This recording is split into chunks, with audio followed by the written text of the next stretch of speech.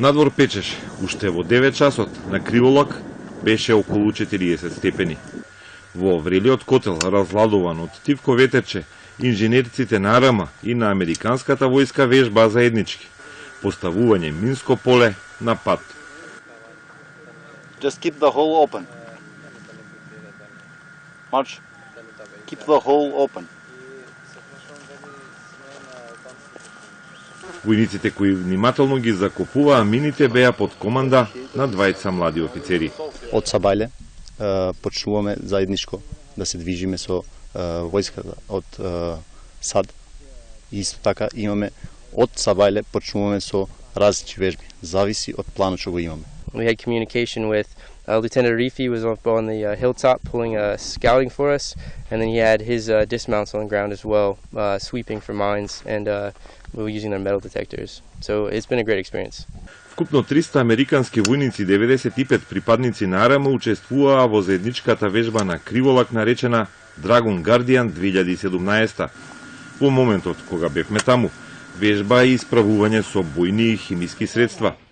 Секако, не успеавме да влеземе во објектот каде се пуштаа химиските средства, но војниците внатре се обучуваа и во воени и во снимателски вештини со мобилен.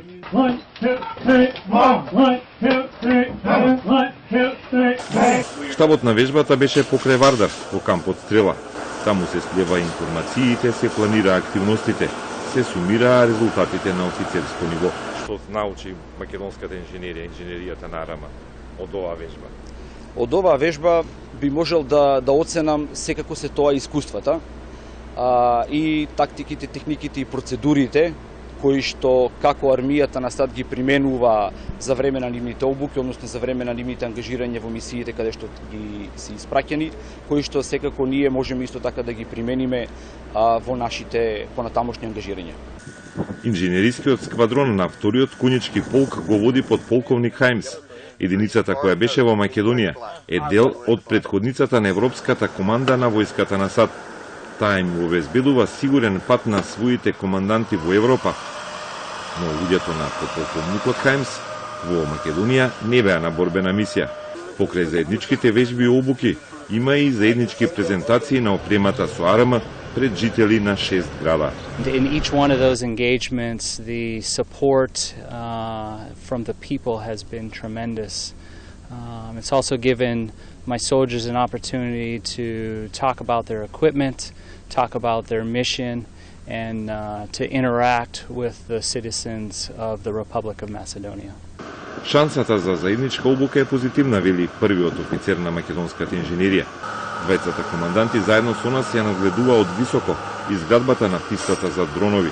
Долга 300 метри. Пистата ќе остане да се користи и по заминувањето на американските војници. Всушност богатството на изработката на оваа патека представува тие мерења, бирање на координати, нивелации, процент на спуштање на полетно-слетната патека и веќе ќе имаме една верифицирана полетно-слетна патека која што може ние да употребуваме и доколку нашите партнери од Соединетите американски држави понатаму сакаат да го употребуваат овој полигон или да вежбаат на овој полигон, ќе може да ја употреба дури за поголеми активности. Од високо се гледаше и собирот на 120 возила на американската инженерија. Сите возила, без разлика на големината, трајноста или цената, беа нови.